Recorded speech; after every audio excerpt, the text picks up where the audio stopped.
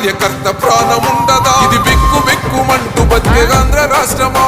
నా బంధులేలుతున్న రౌడీల రాజ్యమా? శిల పలక మీద పేరు మార్చితే తెలుగు గుండెలున్న చరిత మారదే.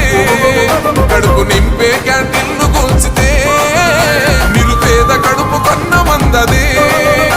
దౌర్జన్యమైన ఈ పాలన ఓర్చుకొని ఓర్చుకొని కట్టలనే తెంచుకొని చూసుకొని దూసుకొని గర్జించి దూకినడు ఓహో చూలు విప్పి దూకినది ఎల్లో సింహమో. దడుసుకొని ఉరుకుతది రౌడీ సంఘమో.